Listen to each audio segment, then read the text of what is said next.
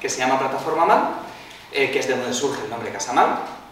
Y bueno, Plataforma Mal, como ya lo sabéis, como casi todas las caras ya lo saben, hacemos proyectos de investigación, de creación, casi siempre a través de residencias, invitando a artistas a venir y trabajar desde el territorio, pero también haciendo otras actividades, haciendo charlas en línea, charlas presenciales, talleres, exposiciones.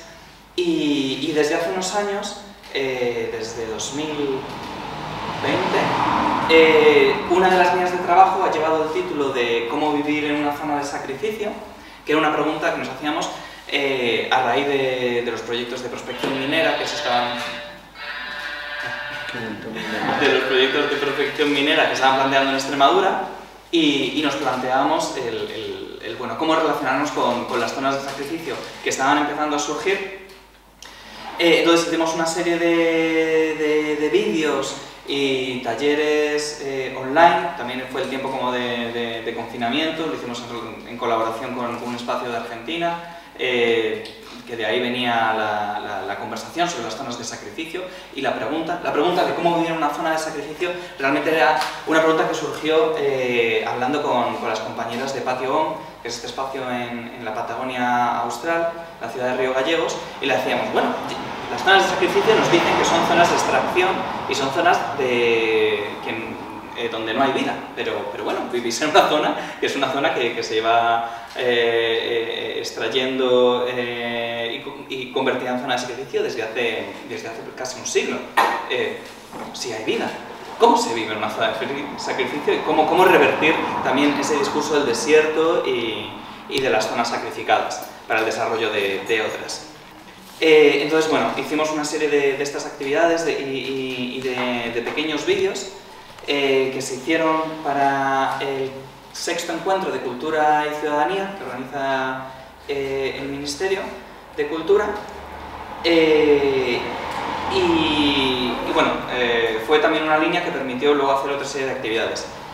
Hace unos meses, para el 6º Encuentro de Cultura y Ruralidades, que es otro encuentro que organiza el Ministerio con un enfoque claro de ruralidades, me contactaron y me invitaron a volver a presentar el proyecto, porque bueno, por la pandemia se había quedado un poco, no se hizo una presentación muy sólida.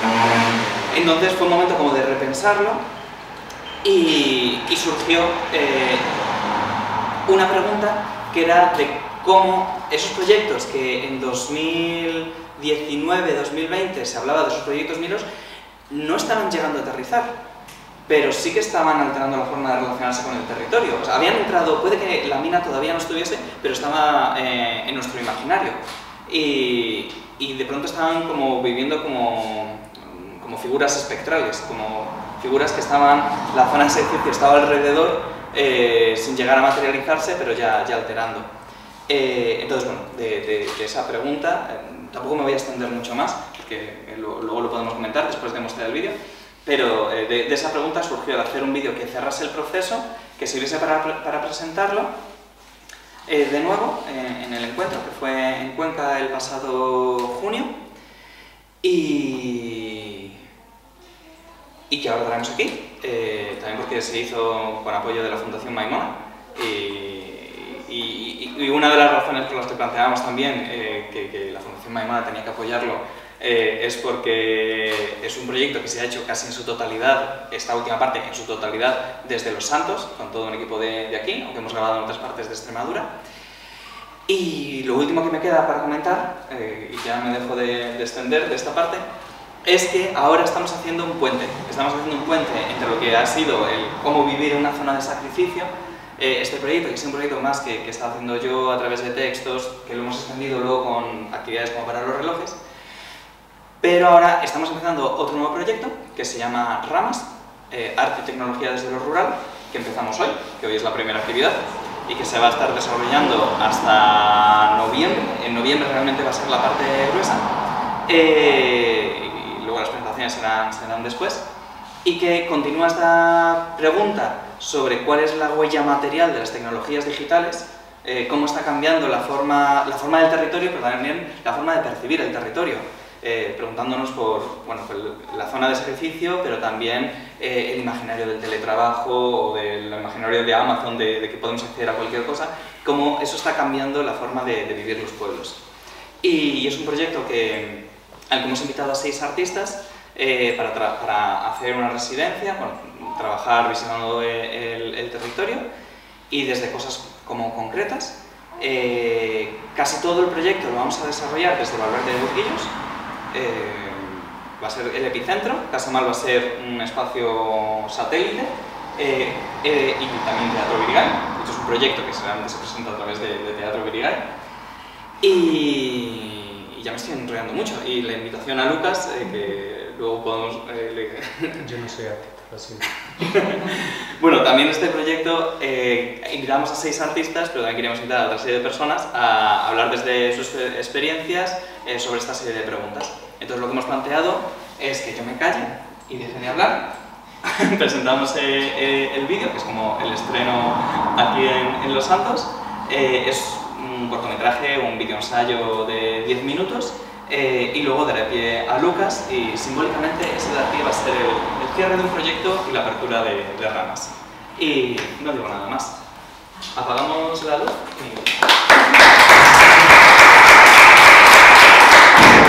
Bueno, me presento un poco. Yo soy Lucas, lo ha comentado José. Actualmente estoy en el Instituto de Ciencia y Tecnología Ambiental, aunque por cosas de la vida resido en Aracena, después de 7 años fuera, justamente haciendo biología y ambientales, que me fui a Girona porque era el único sitio donde estaba eso, lo del Opus Dei, y eso no era una opción, en Navarra.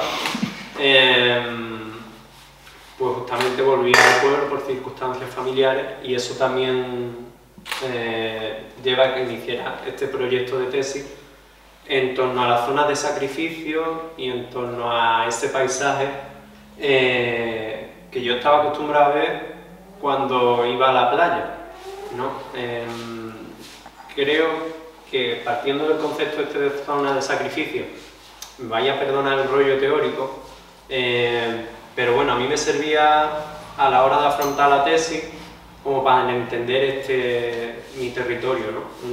Una zona caracterizada y formada y moldeada respecto a esto que estamos viendo aquí, que no sé si alguien de los que estáis sabéis qué es.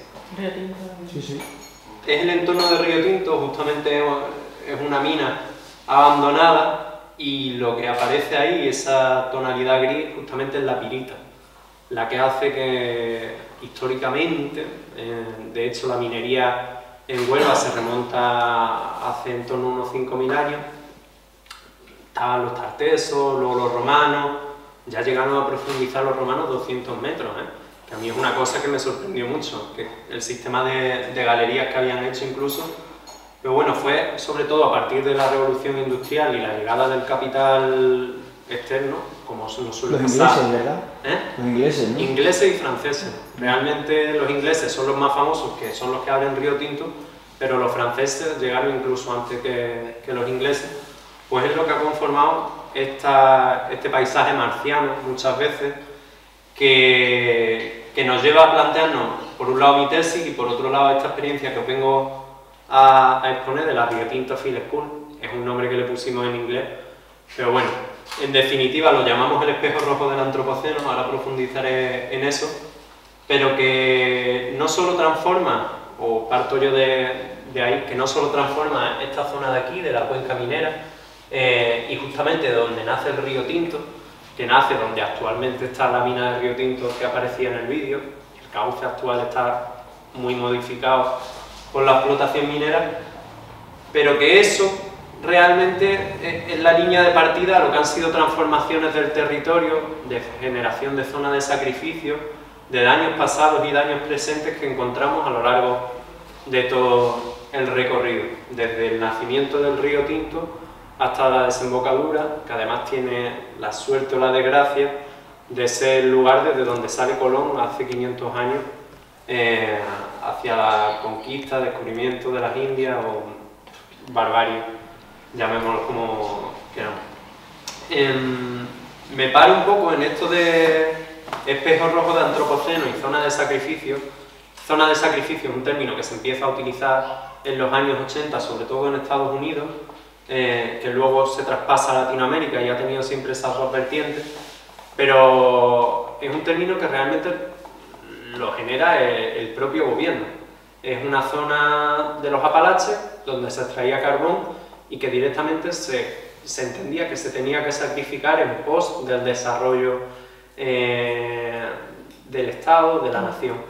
De hecho, sacrificio hace referencia a estos antiguos sacrificios bíblicos y sacrificios muy ligados a la religión, de que se ofrecía algo a una deidad para conseguir algo o en favor de algo, ¿no? En esta época actual que nos ha tocado vivir y que está geológicamente en debate, esto que no sé si conocéis, pero últimamente llaman antropoceno, desde principios de este siglo los científicos ya vienen debatiendo en torno a una época geológica que se caracteriza por justamente la acción humana, ha conseguido generar capas de sedimentos que pueden ser identificables, eso está en debate realmente ahora, en la Tierra, y yo planteo como este espejo, esta zona de sacrificio realmente es un espejo de esta sociedad en la que nuestra ofrenda en pos del desarrollo, y me remito a las palabras que justamente decía este vídeo promocional de Elysium City, como nuestro territorio se ofrece al desarrollo económico. Y muchas veces eso genera que lo único que contemplemos como bueno para el territorio, como opciones de trabajo, sea lo que encontramos a lo largo del río Tinto, que es lo que nos lleva a plantear esta ruta. No me voy a extender mucho, solo contaros que realmente el planteamiento que nosotros hicimos fue recorrer el río durante una semana, 8 días, partiendo justamente desde el nacimiento, donde como veis arriba encontramos las minas de Río Tinto que hemos visto en el vídeo de José, y un paisaje totalmente marciano. También con esta zona de sacrificios espectrales, estos son los permisos mineros que actualmente están tanto adjudicados como que van a salir. Justamente hace 2 semanas salía una noticia de la Junta de Andalucía que decía que los que habían caducado los iban a volver a sacar. Pasando por todo el territorio casi a la desembocadura de Huelva, un recorrido a pie, mayoritariamente a lo largo de estos 102 kilómetros, donde pasamos por las minas, pasamos por el vertedero de Nerva, que justamente se asienta donde estaban estas antiguas minas, atravesamos una provincia llena de eucaliptos que se plantan durante los años 60 y 70 en las zonas más despobladas, en las antiguas dehesas, para alimentar la planta de papel que se genera en el polo químico, que es lo que encontrábamos ya en la parte final de nuestro viaje. Y es una zona, el estuario del río Tinto, donde justamente se junta con el Odiel, que aunque nadie lo diga, también es un río ácido, y no ácido naturalmente. Era otra de las discusiones que íbamos teniendo durante el camino. El río Tinto suele aparecer como un río ácido, un río marciano, y se suele vender como un río que es así natural. Pero bueno, también en eso hay disputas. Puede que lleve una acidez natural, pero realmente gran parte de los contaminantes que recibe es de la actividad minera histórica y actual. Y este sitio, el estuario del río Tinto, donde se junta con el Odiel, es un sitio característico para estudiar esto que llamamos antropoceno, por un lado, porque tenemos desde la contaminación industrial, todo el polo químico que desde los años 70 ha estado vertiendo a la ría de lo que eran las marismas del río Tinto. No sé si podéis apreciar aquí qué es lo que es actualmente, las balsas de fosfoyeso, no sé si lo conocéis, pero son residuos radiactivos que se han vertido de forma ilegal, además, en la marisma durante más de 40 años, dejando un rastro de contaminación, que es el cartelito que vemos abajo, de prohibido el baño. Huelva sí que tiene playa, aunque en todos lados se diga que no tiene playa, lo que pasa es que está tan contaminada que no te puedes bañar. Y además confluye con la que son ahora, quizás en los últimos días más hemos escuchado, los campos de fresa, que se comenzaron a desarrollar en los años 70, 80, sobre todo en el entorno de Doñana, pero que rápidamente se extendieron en lo que eran territorios comunales de los mismos pueblos, se extendieron por todo esto. Entonces nuestro interés y nuestro objetivo un poco era analizar in situ todas estas problemáticas a la vez que poníamos el foco en las distintas escalas de la zona de sacrificio. No solo irnos al nivel regional, que nos permite un análisis justamente del territorio y de las distintas problemáticas que ahí confluyen, sino echar la mirada más allá. Y aquí utilizo el Atlas de Justicia Ambiental, que no sé si conocéis, pero es un atlas de conflictos ambientales que está en todo el mundo, es J-Atlas, se llama, por si lo queréis consultar, y ver cómo también estos territorios se relacionan con otras zonas de sacrificio. Por ejemplo, el cobre, aunque parezca una tontería, gran parte del cobre que se funde actualmente en la refinería de cobre que hay en el polo químico de Huelva viene de Indonesia y de Chile. El cobre de aquí se carga en barcos y se manda a China. Entonces, también otro ejemplo es la roca fosfórica que se atacaba con el ácido sulfúrico que salía del procesamiento de este cobre y que ha generado las balsas de fosfoyeso hasta no hace mucho, venía del Sáhara ocupado por España, que actualmente ocupa Marruecos, y que había ahí también intereses políticos de Henry Kissinger cuando compra la refinería de cobre y el rey Juan Carlos y todo ese entramado de poderes que ha habido en torno a estas materias. Entonces, bueno, así me paso los objetivos, porque principalmente era eso, analizar las problemáticas ambientales que confluían en el territorio, y ya brevemente voy a pasar para que os hagáis una idea de lo que hicimos, y creo que sí que luego es interesante tanto el debate que tenía planteado José en un principio de conversación conmigo, como abrir la palabra a todo el mundo, que nos lo planteábamos como una metodología transdisciplinar, una cosa así extraña, porque a mí la academia es una cosa que me cansa bastante, la verdad. Yo provengo más del mundo activista que del mundo académico, y era el acto de caminar como metodología de co-creación de conocimiento, ¿no? De un grupo, en este caso a José lo invitamos, aunque finalmente no pudo asistir, un grupo de artistas, de doctorandos, de investigadores, de activistas, que recorrieran ese territorio a la vez que lo estudiaban, y más que caminar, porque en algunos casos pues tuvimos que echarle de imaginación, porque cómo íbamos a cruzar un río, en este caso ácido,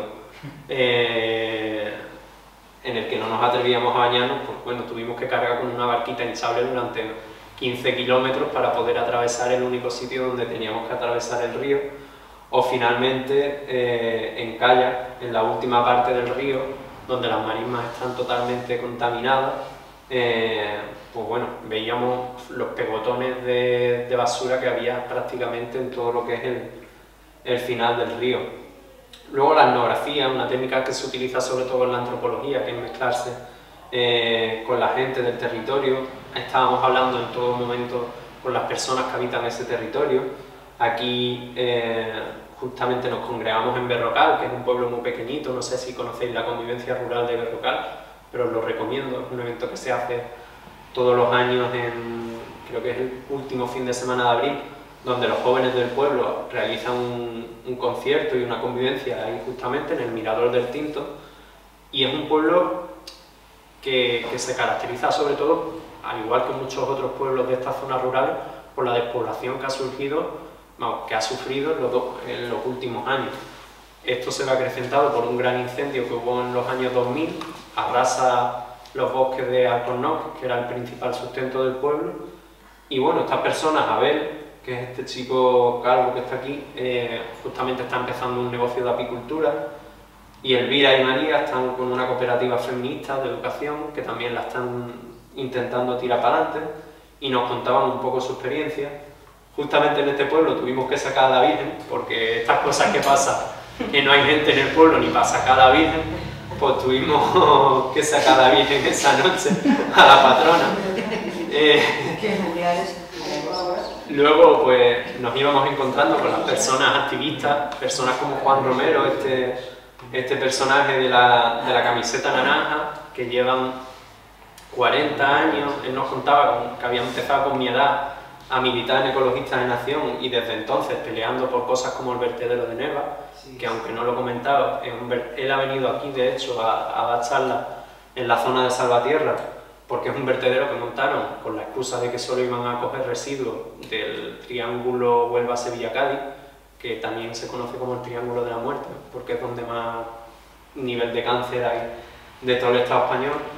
Pues él lleva 40 años luchando contra el polo químico, contra el vertedero, y ha visto cómo todas estas cosas se han ido imponiendo en el territorio de una manera u de otra, porque muchas veces pensamos que no, pero en Nerva hubo cargas policiales, mafioseo había en todos lados, y al final vemos como es muy difícil parar estos proyectos. Por ejemplo, ahora quieren hacer una balsa minera en Aguas Teñidas, una de las minas que tenemos allí en Huelva, y te dan un mes para que alegues a 4.000 folios. Entonces difícilmente se puede luchar contra una zona de sacrificio así. También teníamos especial interés en la memoria colectiva y en esas cosas que encontrábamos por el camino, esos encuentros casuales que también luego comentaremos. Y esto era una placa que hay allí de una chica que violaron en el 1870 y tanto, y le pusieron allí la placa, la violaron y la asesinaron justo al lado del pueblo de Berrocal. Ver el análisis simbólico, ¿no? Esas estatuas de Colón, ver la estética, porque el río Tinto es una cosa que se vende como un paisaje marciano, como yo decía, y realmente es y de hecho a mí me sorprendió cuando descubrí lo que había hecho José, porque era de las únicas personas que no generaban una estetización y banalización del paisaje contaminado. Allí va la gente para echar fotos de que eso es Marte, esto es Marte en la Tierra, esto es muy bonito, esto es natural, y en ningún caso la gente se plantea que eso puede ser contaminante, que eso es tóxico, que es una herencia contaminante que nos perdura a todas las generaciones. Y también es un tema interesante, todos estos signos, ¿no? Que nos íbamos encontrando por el territorio.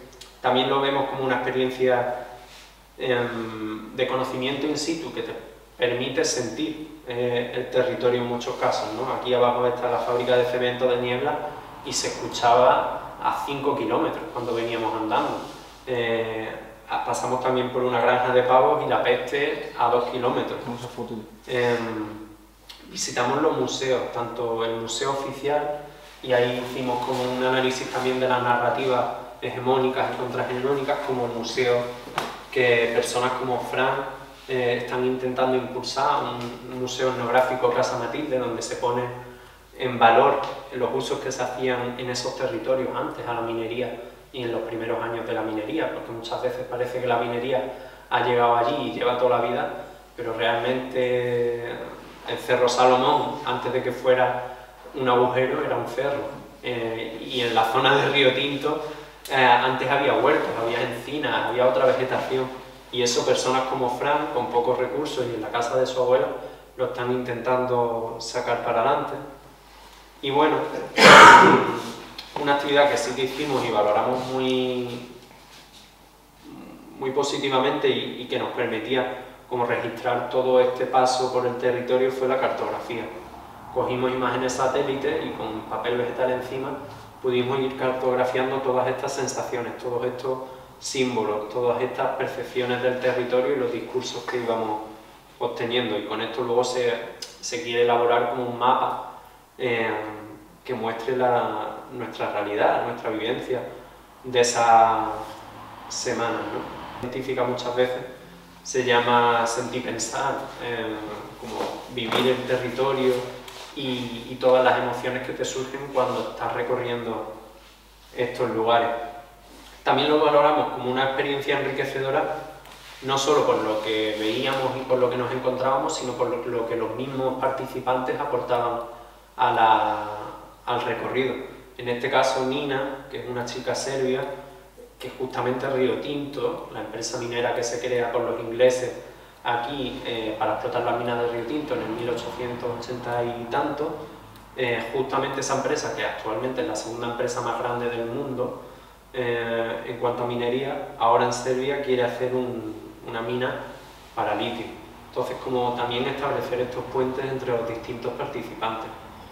Y finalmente, y ya pasamos a la discusión, como los encuentros inesperados y el valor que también tiene recorrer un territorio con encontrarte cosas que para nunca te hubiera esperado. Por un lado, recordar este perro, que una noche nos quedamos en una finca, que aquello daba miedo, sinceramente, porque era un circuito de rally, donde el dueño era un exmilitar extraño que nos había cedido para poder acampar, y el perro se vino con nosotros todo el resto del día y el dueño no vino a buscarlo hasta la tarde, 20 kilómetros más allá. Pero si bien nosotros habíamos tenido miedo siempre de entrar en el río, el perro no se lo pensó y a la primera que pudo se fue a bañar allí en esas aguas ácidas. O este encuentro al final de la ruta en San Juan del Puerto, donde esta chica, justamente llegamos a San Juan del Puerto el día 12 de octubre, que se celebraba allí la partida de Colón, y esta chica nos contaba cómo esa industria de papel, que durante tantos años había estado fabricando pasta de papel allí, y desde hace 6 años creo que son, es una fábrica de biomasa. En vez de fabricar la pasta, lo que hace es quemar todos esos restos de eucalipto y genera energía con eso. Cómo había cambiado todo el ecosistema, porque realmente desde que cierra esa producción de papel, vuelve la vida al río. Ella dice que incluso el pueblo había estado viviendo de espaldas al río durante muchísimos años, y con esto de que volviera la vida al río se había hecho un embarcadero, estaban saliendo callas, justamente celebraban ese día allí, y como también esta ruta nos permitió encuentros que no nos planteábamos desde un principio cuando la planeábamos. Y bueno, eso era un poco. Nada, yo creo que lo interesante de estas cosas son las charlas.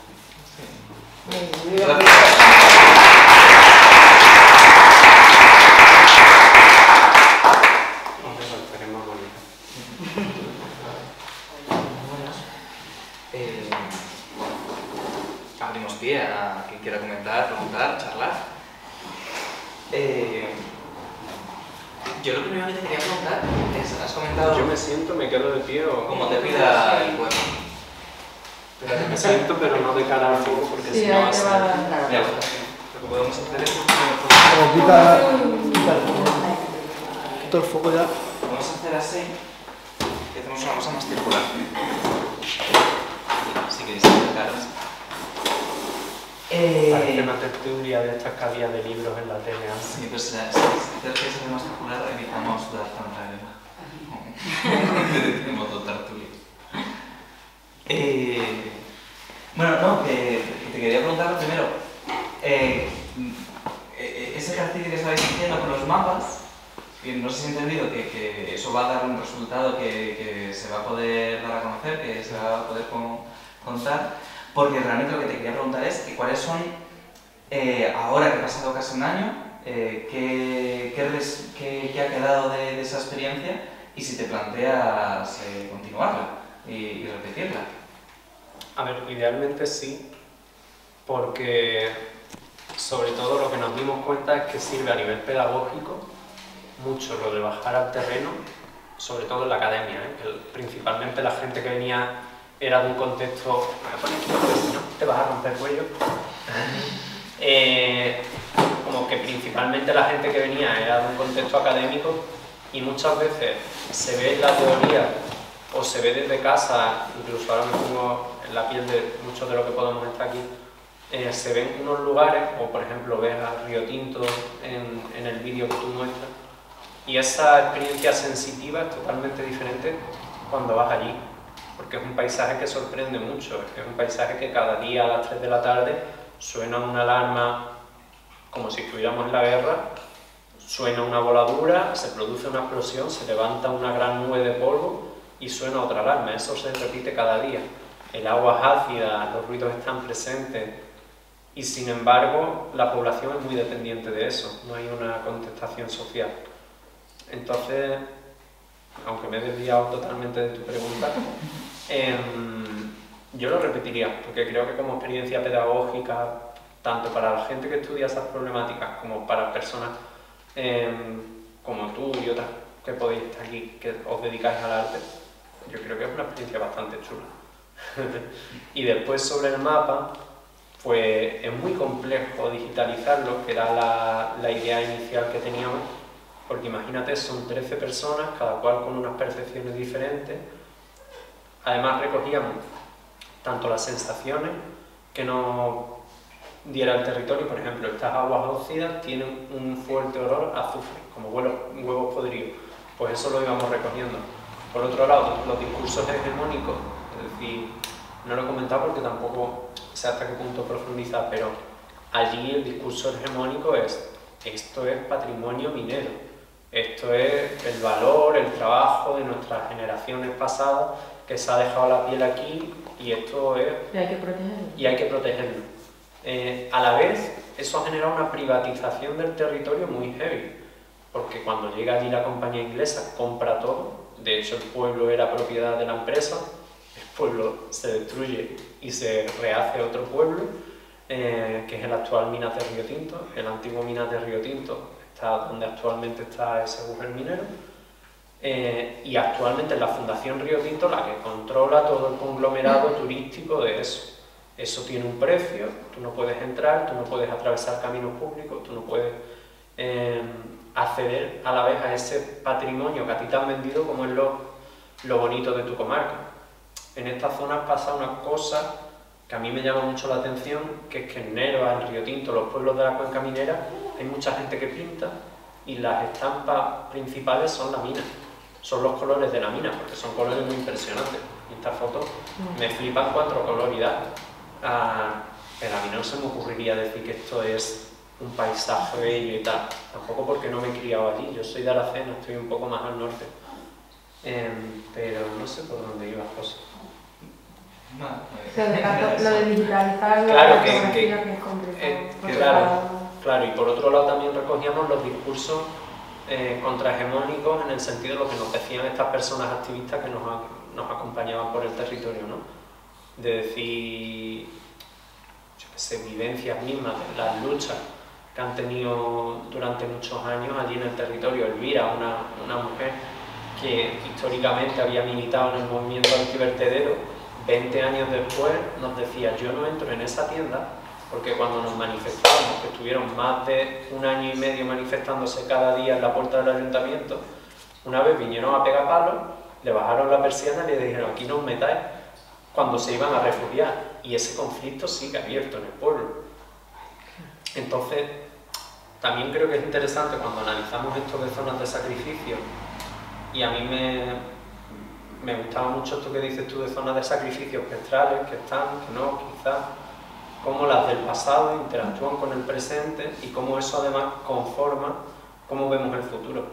Porque si a ti lo único que te venden aquí, en el caso de Salvatierra, el vertedero te lo venden como la única manera, o quizás como la forma de empleo, pero es que en Río Tinto es o mina o nada.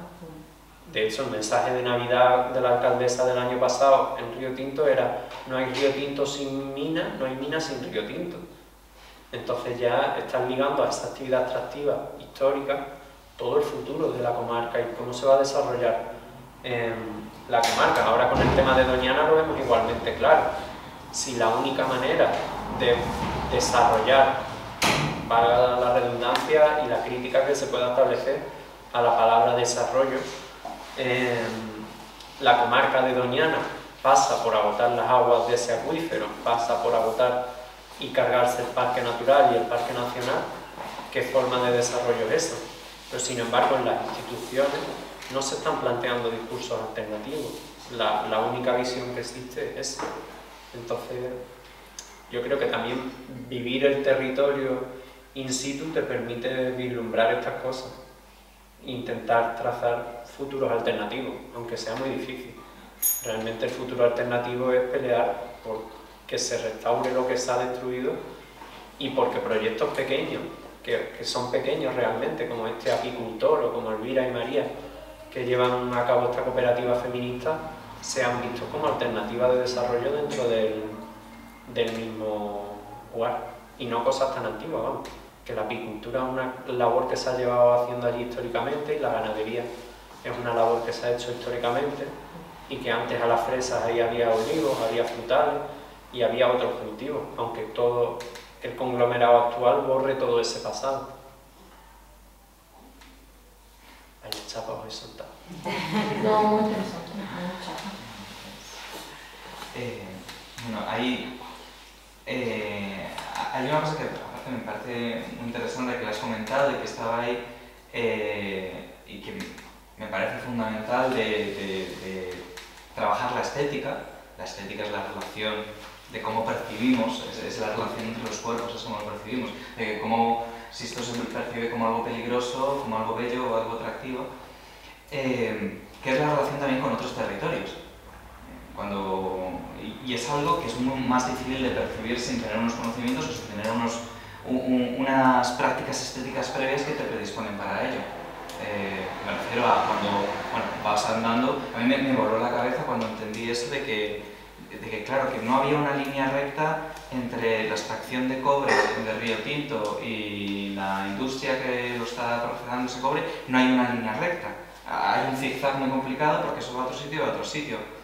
Y bueno, es simplemente como para comentar que creo que ahí es fundamental la práctica artística, porque trabaja precisamente en el cómo estamos percibiendo, qué narrativas o qué sensaciones trabajan. Y creo que ahí hay un reto que bueno, de plataforma mal lo hemos intentado abordar, y creo que desde este trabajo también, que es pensar qué lenguajes artísticos o qué recursos estéticos nos ayudan a entender los territorios más enmarañados en los que ya vivimos. Bueno, simplemente lo pensaba por el apunte que has hecho con este mapa, que de eso también... Sí. Yo creo que ahí hay dos retos. Uno es el de vislumbrar los enredos y las diferentes escalas que hay sobre el territorio, porque no nos engañemos, las placas solares que están ahí pasando zafra producen una energía que seguramente no se esté consumiendo en zafra, sino que seguramente vaya a otros territorios, y tal y como se está planteando en muchos lugares la transición energética también, esta energía se consume en grandes ciudades, pero a la vez esas placas solares se han extraído de un cobre, seguramente de Latinoamérica o de Indonesia, tal. Entonces es una maraña imposible muchas veces, y creo que ahí, como tú has dicho, tenéis un reto, pero otro, tal y como yo, Lucas Barrero, activista, investigador crítico, entiende el arte en esta zona, creo que otro gran reto es no banalizar todo eso, porque al menos lo que yo me he encontrado con Río Tinto, y pongo un ejemplo claro, era Joan Fontcuberta, Premio Nacional de Fotografía, va allí y hace una foto vestido de astronauta justamente en el sitio al lado de donde tú habías volado en el dron, en esas lagunas que son ácidas, y dice que son Marte en la Tierra. Los tontos de la Diputación no lo voy a decir aquí, los de la Fundación no tienen mejor idea que copiarle eso y generan con maniquíes enormes un circuito que se llama Marte en la Tierra y por el que te cobran 10-15 euros por entrar. Hablo con Joan Fontcuberta y me dice: no, es que en el mundo hay muchos lugares que parecen Marte y este parece Marte.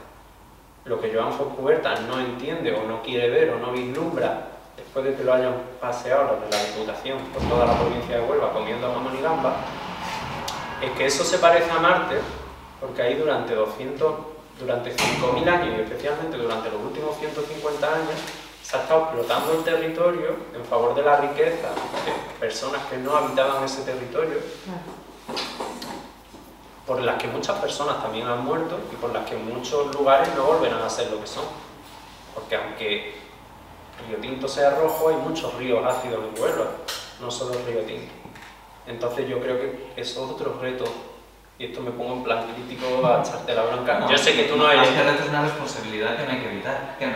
Claro, pero que creo que muchas veces no se aborda, porque incluso dentro de una convocatoria que estamos juntos, en un programa que se supone crítico, hay una serie de tutores, y a mí mi tutora me decía: no, es que yo el arte panfletario no creo en él. Vale, pero una cosa es el arte panfletario, que puedes no creer en él, y ahí puedo yo discrepar. Pero otra cosa es ir allí, hacer una cosa súper espectral e intentar venderla como crítico cuando no lo es. Lo que no quieres es mojarte porque las instituciones no te van a pagar. y se puede entender porque tiene que vivir de algo, pero a la vez tiene unas implicaciones sobre un territorio como este. Pero es verdad, es muy curioso, cuando tú vas para allá, nosotros fuimos a hacer fotos, es verdad, a hacer fotos, y tú haces la foto y es preciosa. Y no te paras a pensar Yo en igual, nada de eso, cuando veo la claro. cámara. Dices, "Ahora". Y alucinas con todo lo que ves. No fuimos de tinta. Bueno, pasábamos, bueno, yo sí he estado, contigo no fue. Pero sí es verdad que tú ves lo bonito y lo impresionante a nivel visual, no te paras a pensar en cómo se ha construido todo eso, o se ha destruido, ¿no? Es verdad. No había pensado hacer una así tan... Se produce una paradoja Qué bello. tremenda. Que, Ah, yo no era consciente de todo esto que has contado, ¿no? Pero esa fotografía que estamos viendo es muy bella. O sea, que tienes ahí. Y es una mina sin restaurar de hace 50 años. Claro. Entonces se produce una enorme paradoja. Yo no tengo muy claro... a ver cómo lo digo para que no os tiréis a la yugular. No tengo muy claro por qué es... A ver, frente a algo, una situación en que, por supuesto, es dañina para el territorio y para los habitantes, yo no puedo disfrutarla por su belleza, ¿no? Que ahí hay una enorme contradicción para el ciudadano a pie, digo, incluso para un artista.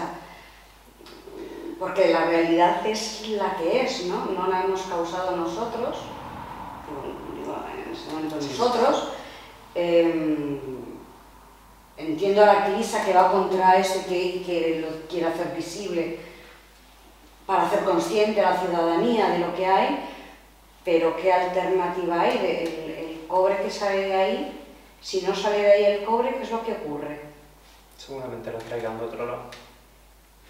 Claro, pero quien fabrica algo con ese cobre, ¿qué es lo que ocurre? Es decir, que hay una complejidad ahí enorme. No, realmente yo creo... No solo es el buenismo de...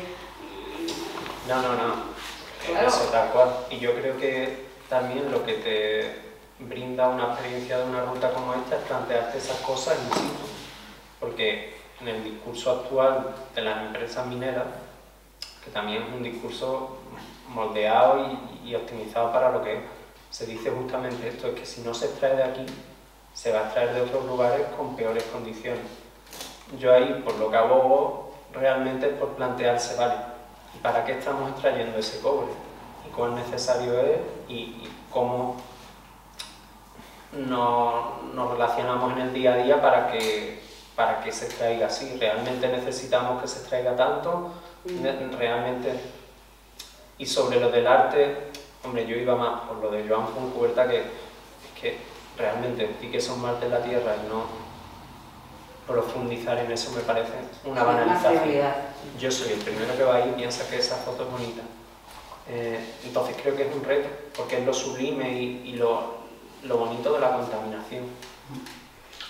Lo que pasa es que el tema es la mirada colonialista o la mirada turística, que viene a ser muy mismo. Yo voy a tal sitio, qué hermosos son esos indígenas en su pureza del Amazonas y qué bonito es. Me hago el recorrido, estoy un par de días en un hotel que es una imitación de los Meliá que hay en mitad del mundo, y qué bonito hay que conservar a los indios por las plumas. Y esto viene a ser, lo que hace es, claro, no es que haya que estar sufriendo constantemente y no vamos a dejarnos extasiar por las muchas bellezas que hay, porque incluso en un vertedero hay belleza.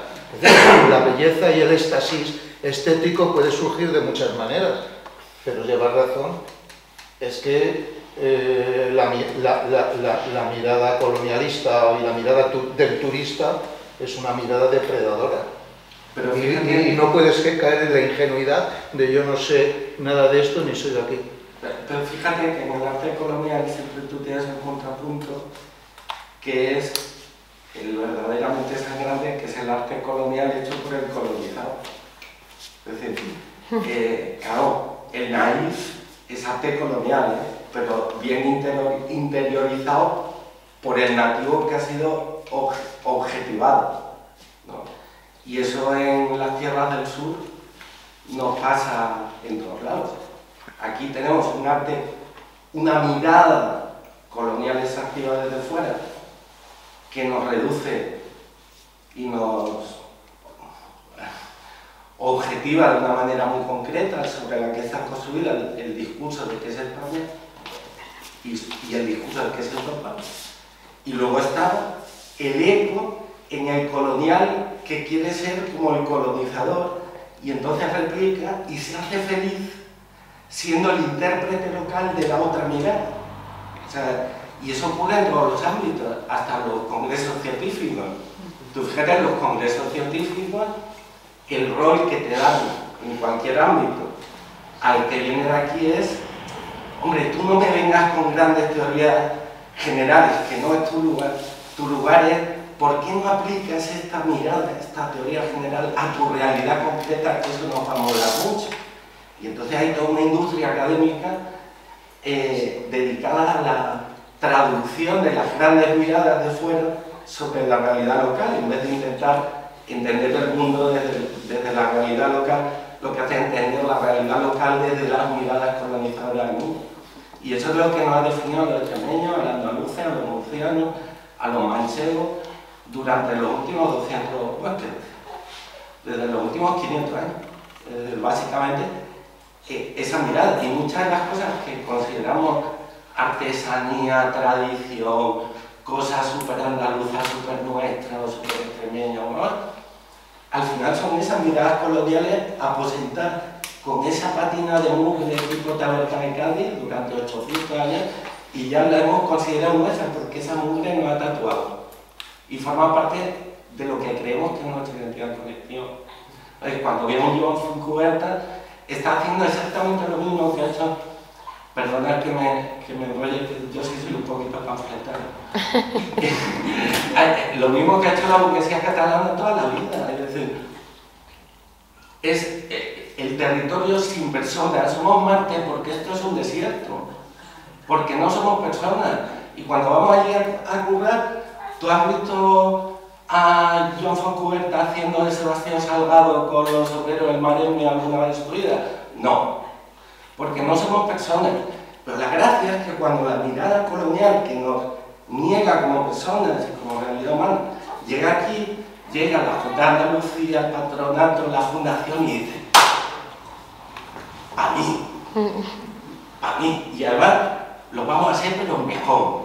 O sea, en vez de uno disfrazado de marciano, 20, y además con maniquíes para que sea una experiencia inmersiva, ¿o no? Entonces, lo que hacemos es la traducción de la mirada colonial, del arte colonial, que nos reduce a objetos. Bueno, y también por dar la otra parte, lo que hacemos, lo que es esta experiencia, lo que intentamos hacer en MAL, es buscar esas otras experiencias, esos otros relatos. No, aprender a mirar, por lo que he visto en este segundito que encima hemos llegado tarde, perdón, lo que estáis haciendo es mirar con ojos vírgenes.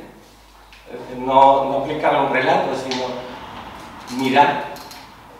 ¿Qué es lo que nadie...? Ah, sí, yo me cuestionaría eso de vírgenes, creo que tenemos nuestras propias mochilas desde las que miramos, pero al menos ser transparentes y bueno, verlas y plantearlas. Yo creo que nos estamos planteando que por primera vez, quizá por primera vez en los últimos 10 años, masivamente se tiene conciencia de que vivimos en un planeta finito y que no hay planeta B, aunque desde el Club de Roma a los años 60 ya lo avisaban, pero ahora esto es así. Y ahora entonces surgen muchas preguntas. Y entre otras cosas ¿esas zonas de sacrificio han beneficiado a la gente que vivía en esa zona de sacrificio en su territorio? ¿Les ha servido para mejorar? Evidentemente la respuesta es obvia que no. Pero todo lo que nos están vendiendo ahora en Extremadura y en otros sitios como zonas de sacrificio en función del trabajo y del progreso, eso no ya es que la pregunta no es si es verdad o es mentira, porque ahí hay la demagogia correspondiente, pero en función tenemos que sacrificarnos ¿para qué? ¿Y para qué? Ahora ya se cuestiona si esos signos de riqueza que son los PIB, el Producto Interior Bruto, es realmente, significan realmente riqueza para un país y sobre todo, bueno, para el país seguramente sí, pero el tema son las poblaciones y las desigualdades. Entonces, es que es un momento en que hay que cuestionarse muchísimas cosas que nos han vendido como desarrollo, crecimiento, crecer constantemente. No, ya ahora mismo la economía de España un 2%, China baja un 7%, el planeta es redondo y se acabó. El crecimiento, que no sé, que decir que hay una serie de conceptos teológicos, porque se transforman en pura teología, que no tienen ninguna base científica, que se están resquebrajando por sí mismo. Entonces yo creo que el arte, en este caso, y muchas cosas, y la ciencia, y la política, y el activismo, y la ecología, no solamente reflexionamos, no tenemos miradas vírgenes, porque seríamos idiotas e ingenuos, sino que intentamos tener miradas de conocimiento, conocer más allá de esos discursos hegemónicos y demagogos. Y entonces buscar alternativas, porque claro, Salvatierra de los Barros está aquí al lado, está casi en mi casa, que yo vivo aquí en Los Santos, o sea, entonces dice, cuidado. Bueno, de hecho, la empresa que tiene los permisos mineros, que no lo había dicho antes, ahora es Atalaya Mining, que es justamente la actual concesionaria en la que está explotando las minas de Río Tinto. De hecho, lo que se plantea es que eso sea el centro neurálgico de procesamiento de su expansión en el sur de Extremadura y sur de Río Tinto. Procesar todo el mineral que se saque de esas minas en Río Tinto y seguir acrecentando, entre otras cosas, el riesgo. Porque muchos de los que estáis aquí recordaréis lo de Alcoya, pues actualmente Río Tinto tiene una balsa que es 100 o 200 veces más grande que la que se rompió en Alcoya y que se acaba de aprobar un recrecimiento. Entonces esto a mí lo que creo que esto ayuda es a sentar todos esos debates que creo que tenemos que empezar a tener. Yo tengo una pregunta respecto a eso, y es como estamos hablando de hay que empezar a tener esos debates, hay que empezar a tener esa pregunta, lo que has dicho desde los años 60 se habla de que solo hay un mundo y hasta qué punto, o sea, lanzo la pregunta al aire un poco para reflexionar, hasta qué punto creéis que no ha habido esta estructura de discursos economistas, discursos que traten sobre si el crecimiento, el PIB, realmente está repercutiendo sobre la ciudadanía. O sea, ¿hasta qué punto esos discursos no han existido? ¿Están empezando a surgir ahora? ¿O se han callado tanto que pensamos que no existen? Porque creo que es un tema importante, porque el ecologismo lleva muchos años. Desde todos los movimientos socialistas, al final han tenido ese carácter de intentar que repercuta sobre el ciudadano el crecimiento, sin embargo, no se ha reflejado y damos por sentado que ese discurso no ha existido. Yo creo que sí que ha existido. De hecho, en Extremadura tenéis un ejemplo que es la obra de Mario Gaviria de Extremadura saqueada, que es de los años, creo que 70. 45 años acaba de cumplir. Pues, fíjate. Pero sin embargo seguimos teniendo esa sensación de pero yo ¿estamos haciendo algo nuevo? No. Yo creo que al final es tan básico como ver los poderes, no los poderes, sino las fuerzas que tiene cada ideología, cada corriente.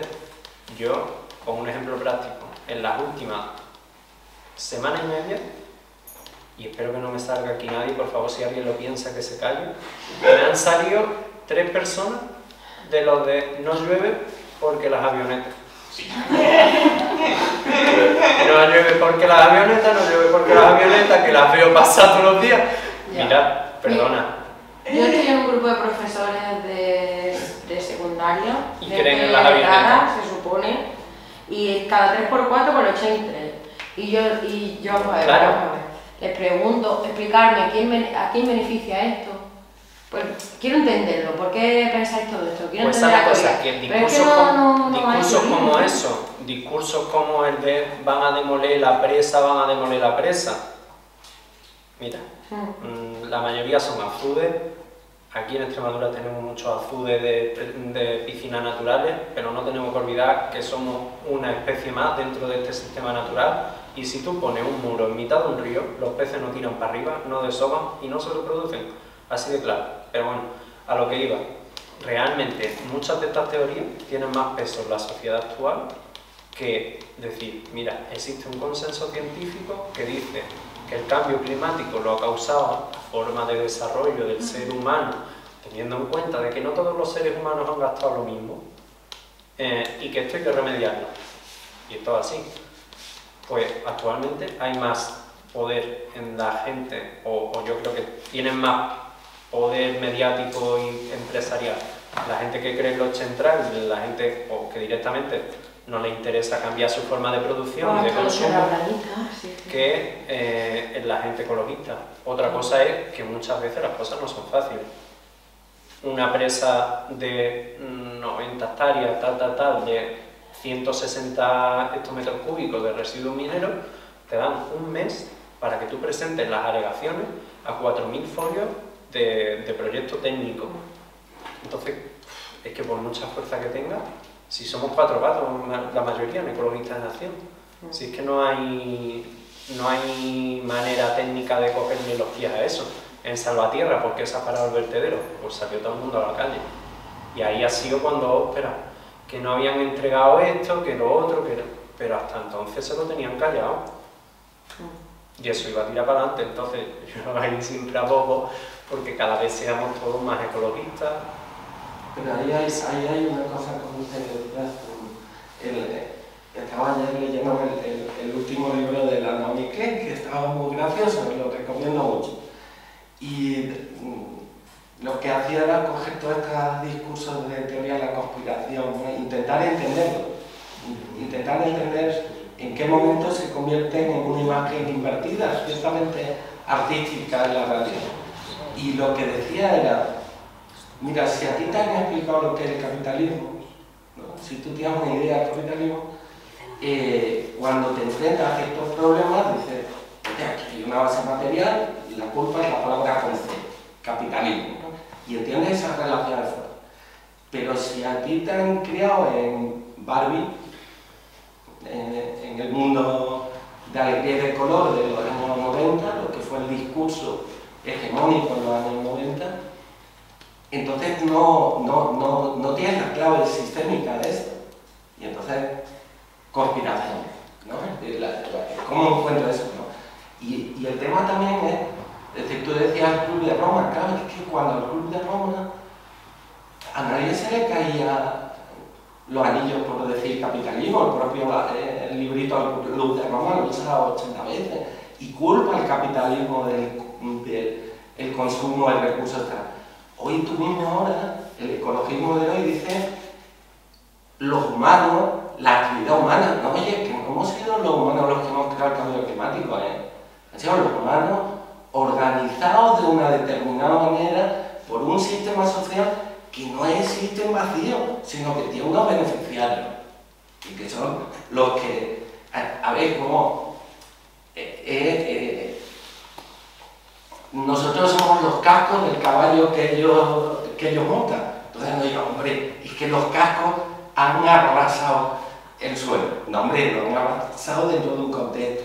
Entonces, esa cosa tan marrana del ecologismo de los años 90, marranismo en el que vivimos instalados todos, de hay toda una serie de palabras que no se pueden decir. Si ves los documentales de arte y los escuchas en francés, y en francés dicen burguesía, pequeña burguesía, clase, capitalismo, y en español lees los subtítulos, te niegan lo que estás oyendo y te dice la clase media en vez de los trabajadores, te dice el orden social. Cualquier movimiento ecologista en este momento señala muy claramente capitalismo, neoliberal, extractivismo, y eso está en cualquier discurso porque no hay otra manera de denunciarlo, y los que dicen otras palabras son unos cantamañanas que se camuflan de otra cosa, y menos ecologistas en acción o movimientos. Es decir, en este momento el tema está muy claro. ¿De dónde viene todo? El tema es cómo se frena, no, que iba a decir, cómo se modifica. Yo si hay, lo voy a decir malamente, si hay que cagarse en el capitalismo, me cago el primero. Pero no solo en eso, me cago en el capitalismo, en las condiciones laborales y en el futuro que nos encontramos gran parte de los jóvenes, que yo creo que José y Pau, que veo los más jóvenes, pero que no quiero deciros que los demás no seáis jóvenes, nos han vendido como la idea de desarrollo. Yo justamente creo que hay que ser crítico con esas cosas, quiero decir, no es desarrollo que los jóvenes estemos cobrando 1000 euros al mes trabajando 40 horas cuando hace 10 años justamente ese 1000 euritos se veía mal. No es desarrollo que no haya acceso a una vivienda, ya no te digo para comprar, sino para alquilar. Porque la propiedad es otro tema que podríamos debatir, pero no nos vamos a meter en debates teóricos. Pero frente a eso, para tampoco quedarme solo en lo malo, diría, existen alternativas. Y también están a nuestra mano en el día a día. No me voy a ir a poner la botellita en esto, no. Quiero decir, comunidades energéticas, si nos queremos oponer al movimiento de grandes renovables, comunidades de vivienda, movimientos asamblearios. Al final la paz, el movimiento de la hipoteca ha sido la que ha evitado gran parte de los desalojos en los últimos años, no ha sido las últimas medidas del gobierno, y al final yo creo que esos pequeños frentes de resistencia, porque no nos engañemos, somos 4 gatos en cada cosa y realmente somos los 4 mismos gatos en gran parte de esas cosas, son estos pequeños oasis que al final nos sirven de salida. Ojalá en un corto o medio plazo haya más gente ahí, pero en el momento actual en el que estamos se hace lo que se puede desde donde se puede. Sí. Sí, era por como frente a todo esto, ¿qué parte de activismo puede hacer el arte como artista? Bueno, artista eres tú, a mí no me Sí, hemos visto un ensayo, un documental ensayo. Sí, un video ensayo. Es que yo tengo ahí una pregunta, que es que, bueno, tengo muchas preguntas porque lo que me interesa es sobre todo hacer preguntas. No me interesa, no creo que el arte tenga que hacer activismo, creo que los ciudadanos hacen activismo. No me pongo para nada a un arte panfletario y he hecho muchas pancartas, que aquí aparece solo una, pero bueno, habéis visto estas paredes con muchas pancartas. A mí lo que me preocupa sobre todo desde mi práctica y desde este proyecto que intentamos hacer aquí es problematizar un poco las preguntas. Intentar siempre como, bueno, preguntarnos más, ¿no? De ahí surgió de pronto el decir, llevamos mucho tiempo hablando de zonas de sacrificio, pensando en esas minas, pero ¿qué está pasando realmente? De pronto, y ahí surgió la idea de la zona de sacrificio espectral. Pero, por ejemplo, también en esta sensación de que parece que no ha habido avance, que no ha habido retroceso, desde respecto a los movimientos ecologistas de los 60, porque se ha nombrado así hoy, creo que hay muchas evoluciones. Has nombrado antes el referente de Extremadura saqueada, el libro, desde el punto de vista del activismo, más desde la investigación, pero aquí tenemos también otro referente, que es la refinería. O sea, la refinería no existe. Cuesta más tenerla como referente porque no existe, pero es algo para nombrar. Enfermedades, de que produciría, bueno, 1000 cosas, cancerígeno, dijo una frase histórica: es que si queremos el progreso tendremos que sufrirlo. Claro, esa es una frase tan de esclavos, tan de sumisos, que yo creo que en este momento esa frase ya no se sostendría. Se sigue diciendo. Esa frase, o a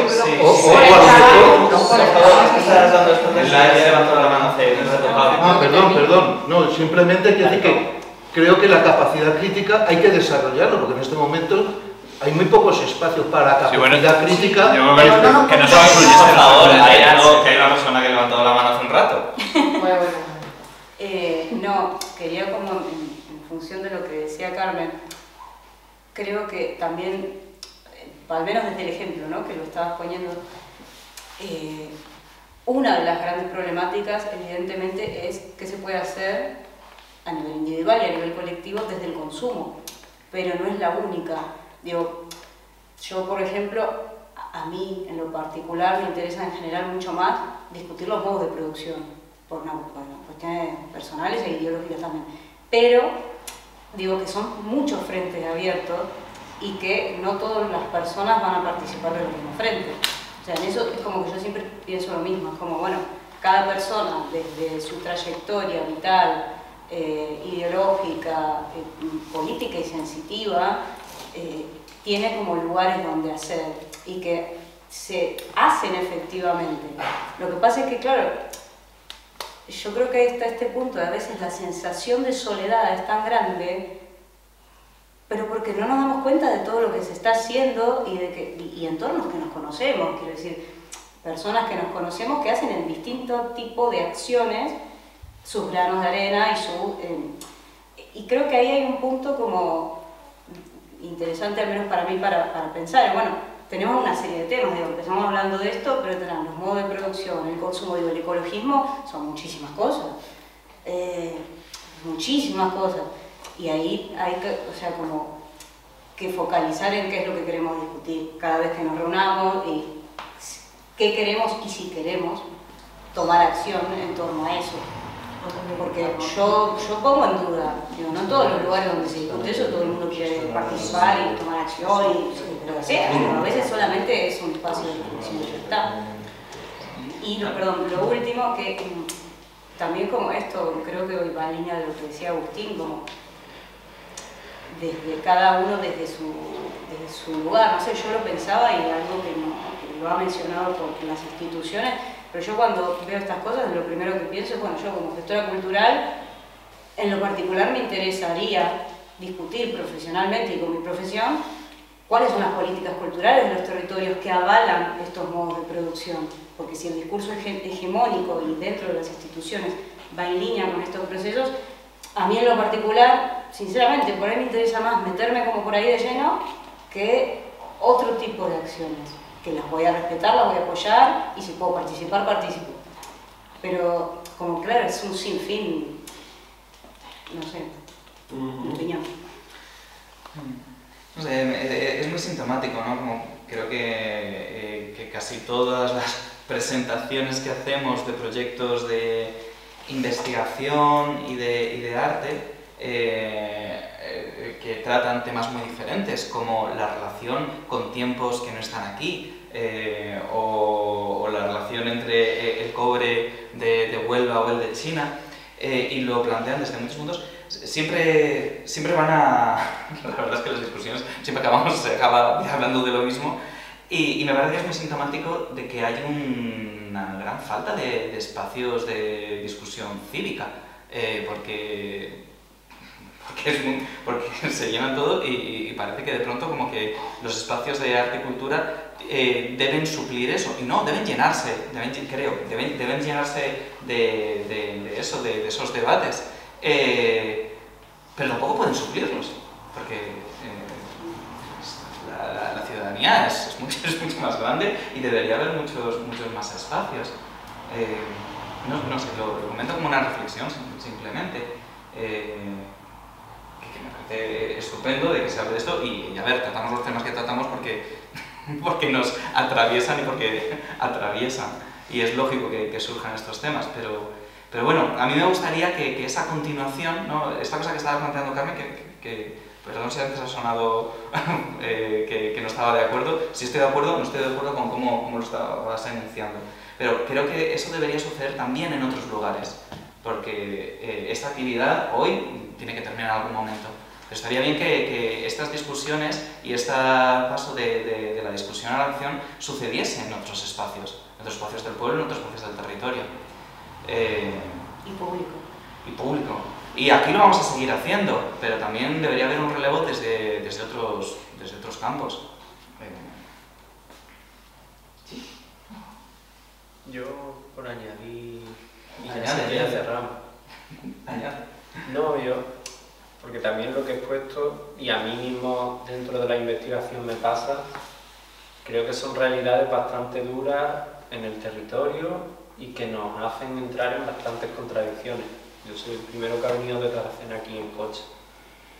Pero, y cogiendo lo de las dudas que decía José, creo que nos ha tocado una época para vivir, que es la que de grandes dudas y de grandes cambios en poco tiempo.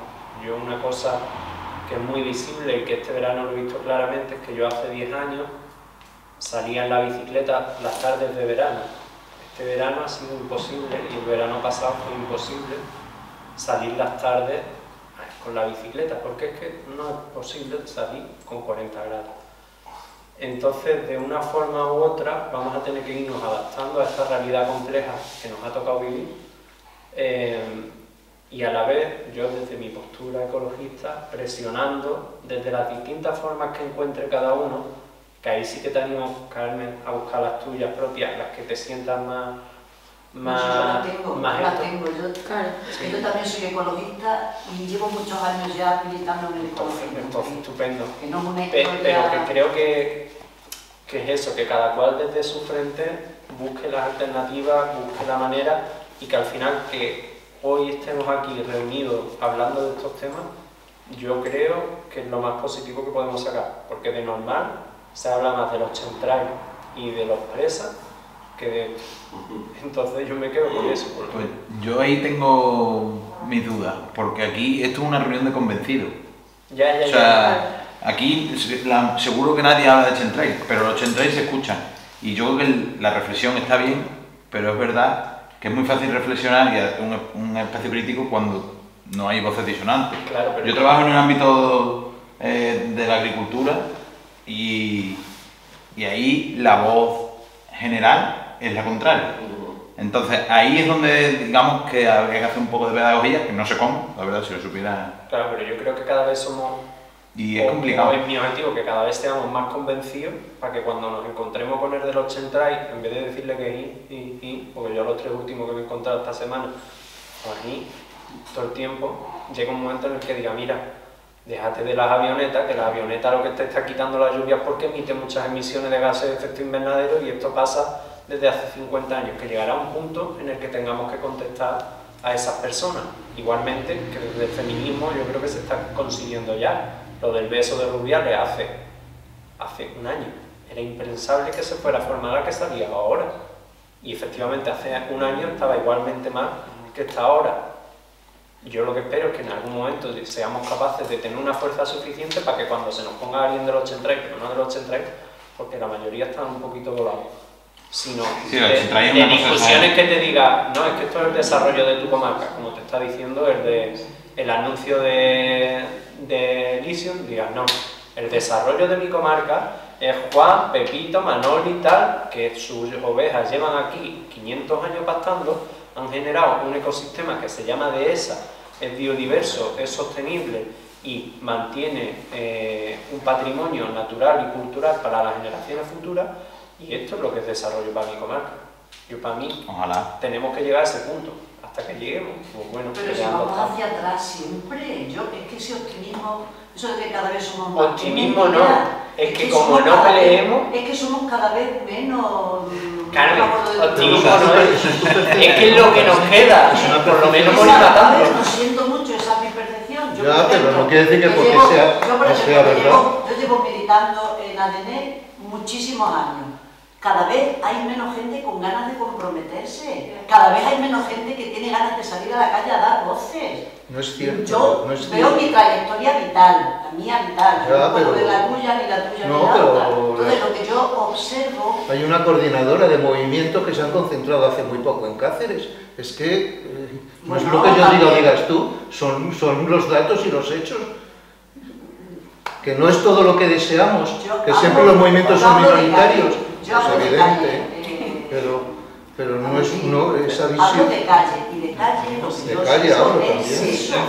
O sea, que la gente en vez de ir a comprar al comercio de al lado, no le importa que venga un paquete con una caja, con un plástico, otro plástico con otra cajita para sacar un chisme así. Y la gente no se lo quiere cuestionar, no quiere cuestionárselo, porque nos resulta más cómodo el tipo de vida que llevamos. Entonces, comprar con un clic. Nosotros nos tenemos que ir, perdona Carmen, Sí. y como estamos muy en familia puedo decirlo, es que tenemos que ir a buscar a los actores al tren. Pero me gustaría... Al tren, tenemos tren. Eso sí que... Sí. Venga, eso es una cosa, al tren. Pero quería decir...